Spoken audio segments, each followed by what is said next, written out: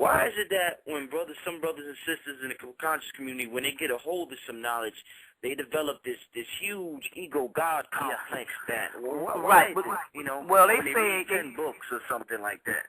Right. Well, they said in the ancient Kemet, they said they didn't let unstable people into the mystery system. And what it means here is we got a lot of people that's got issues that's unstable. And too often, if they don't purge those issues or get and try to quell those issues, what happened here is the knowledge added to that just inflates those issues, and so those issues find a way to couch itself within the knowledge. You see what I'm saying? And what it does, it fortifies the insanity. You see what I'm saying? So that's why a lot of people, the Egyptians or the Kamites, and you dealing with the mystery system, if you had issues and unstable, you didn't go into the mystery system until you had that cleared up. You see what I'm saying? Until you had that cleared up. So and that's the misfortune about it, is we got to deal with we have a lot of mental illness in the black race. Based on our past history.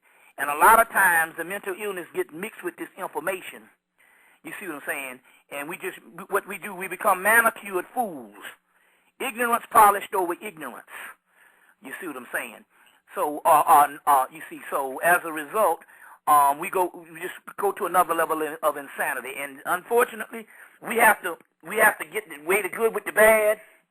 But if the people can understand, just like I was saying about the little children, that sometimes because they are gifted, they need to be humbled a little more, because it's a thin line between sane and insane, and so that's what actually happens. So for the myth, so that's what actually happens, And so my point is, sometimes you got to come out of the environment, because I'm saying, New York is a very hostile environment. Right. You see what I'm saying? A very hostile environment, and to know, all you got to do to know that it's a hostile environment is every now and then just take a vacation somewhere, and take a vacation, and you'll find out when you change your terrain, your physical environment, that a lot of the issues you think you might have, they don't even exist. So you see what I'm saying? You see, and I'm not just talking about New York, because I'm just trying to say every environment, even if you go down south, they have some environments that some people need to take a trip up north just to get out of just to break the monotony of the same cage. You see what I'm saying? Same cage. So my point here is, so these are things, we got all kind of traps and stuff, and just remember, we are still dealing with Niggers Anonymous. You see what I'm saying? And I don't even want to even just exclude other races in this, because everybody got problems. Everybody got problems. You see what I'm saying? I speak to white people, say they got the same problem with their people, and now it's based on consciousness versus unconscious, and that's what this stuff is boiled down to. It ain't even on racial lines. You see what I'm saying? All you got to do to let you know that there's an unconscious going on is turn on the TV, which is mostly white, and see the problems they going with. You see, so what you got here is you got a cesspool of two dimensions existed. Two dimensions existed: the conscious and the unconscious. And so yeah. But like I said, ultimately it all comes out in the wash, and so. Ultimately, it's all good. Mm-hmm. Yeah. All right, let's get to some more calls. Let's see what other questions people got out there. Caller from 214 area code. Let's see. Yep. Yes, caller, are you there? Yes, I am. Can you hear me? Yeah. How you doing? You got any questions? I'm doing fine. Yes, I do. I have a question. First of all, I want to say that, Bobby, I was introduced to you from a friend of mine about 5 days ago. Oh, okay.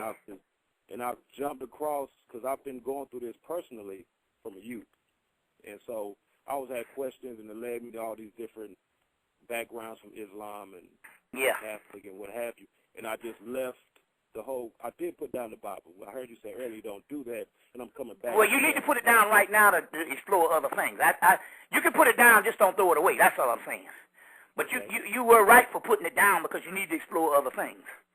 And it taught me so much. It taught me, for the most part, that, like you said, everybody has the same problem, and the solution is the same for most people, But I had a question about a book that I've come across, and it's called the Urantia book. Yeah. I hope I'm saying it right. Have you heard of Right. that book before? Yes, I heard of it. I think I have it. Yeah. Now, see, when I picked up the book, it had the life of teachings of Jesus, and I tell people about the book because it gave a more, to me, realistic account of that whole journey, from how the community treated him, how he responded, and so forth. And it's a good reading. Yeah. I think that you need right now. I think that you need to even go.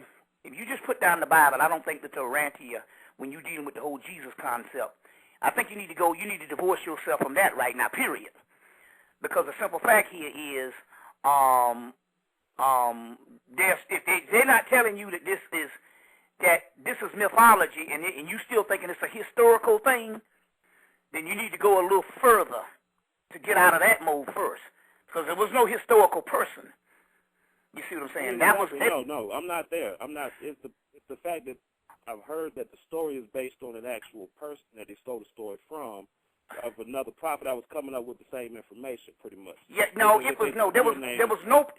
The story was not based on another act. There was never no human that lived that did that. That was all. The ancient world was clear on it. That these were motifs that was talking about a future people, but he was also motifs that's talking about the inner working of your own soul. That's the key. Not a historical person, because there wasn't no historical people. You see what I'm saying? That's the difference between the modern world and the ancient world. Knew that these were motifs that's talking about your own self. That's the key on what I'm trying to get you to understand. Is talking about your own self. So now, if you use the principles from the Urantia to understand that the person that they're talking about is you, then you break the keys. Okay. You see, then you break the keys. But right now, but what I think here is you need to go in search of several other books that deal with the esoteric breakdown of things. You see what I'm saying? But so just study some metaphysics right now that don't even have anything to do with one of the Judeo-Christian paradigms. You see, just purge yourself from that. So, to purge yourself from that. If you want, I can give you a good little book. Huh? So stick strictly to the science. Basically. No. You don't stick no. This thing here it's like a university. The word university means a consortium of books. So you don't stick strictly to nothing. You're going to use all of it and merge it together. But right now, merge it together. But you want to deal with some basic insights, to try to understand. A good book is that book called The Secret Source. Okay. Because you're dealing with not only the laws of attraction, but you're dealing with 7 hermetic laws.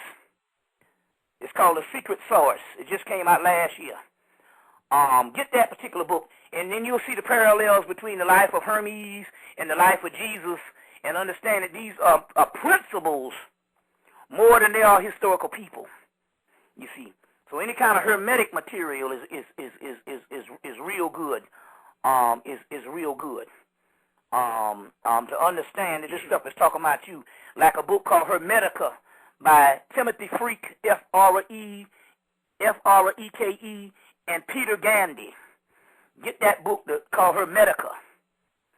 Get the Secret Source. And so you want to get into some much more ancient motifs that just don't center around that you came out of. Now you can use what you came out of later on, but right now you're trying to program yourself to understand that this stuff existed thousands of years before there was anything called Judaism, Christianity, and Islam. You see, and those are nothing but a disintegration and a breakdown of these larger systems, and those are the splinters that was left behind. So you want to get into some hermetic material, some hermetic material. You want to get into any kind of East Indian philosophy, like the Rig Veda, of the Upanishads, and get these principles and different things like that. You see, these different things.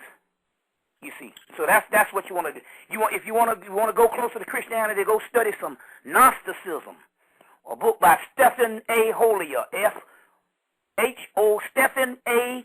Hollier, Hoellerer.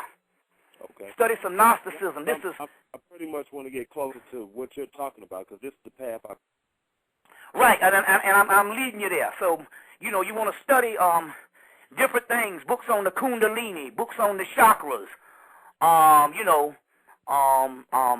but any good Hermetic books. There's several things, but what you don't want to do is get into one area and stay there, because it returns back into a religion, and you'll end up back at the same state you was before. You see? Yeah, definitely. Yeah. All right, we got 15 minutes left. We're going to go to another caller. The call-in number, 646-727-2039. Let's go to another caller from 347 area code. Caller, are you there? I didn't put in a call. Yes, hello? Hello? Okay, he obviously doesn't want to talk. Okay, we're going to go to the next caller. Let's see, 347. Yes, caller, are you there? 347? Yes. It's me, Freddie again. Freddie from Brooklyn. Oh, Freddie again. How you doing, Freddie? Thank you. I would like to hear Mr. Hamid talk or expand a little on something I thought I heard him speaking before. At the time that we decided as a people to go into hibernation, and we make the decision to give them our knowledge for a specific reason. Can you expand on that? Yes. Yes, because a lot of people say, how did we fall? Exactly. We understood.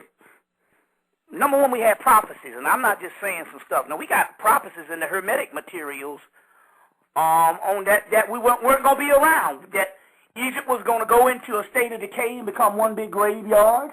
Well, you could also say Africa, same thing. You see what I'm saying? And that we were going to go into a hibernation. We have text on that. So as a result, when the last invasion so what we did for the last 100 years of Egypt, we translated Metanetta, hard-line Metanetta, into Coptic, Latin, Greek, Arabic, Hebrew, Aramaic, and the different languages that surrounded the whole Mediterranean area. We translated text for 100 years. We compiled text. That's a lot of text. And then when the last invasion of Egypt by the Arabs, we banded up under, these Egyptian priests had banded up under Islam, not as a religion, but as a political thing, just like you would go into the Democratic Party or the Republican Party. So they used it as a political force of conquest, and they took these things to Europe and set up the 16 universities. And might be more universities than that. That's what we can count. We know the greatest one is University of Salamanca, in Spain. But nevertheless, we understood prophecy. If we went dormant in the society, and other people started to rule that were younger than us, and much more wild and much more uncivilized, and we civilized them.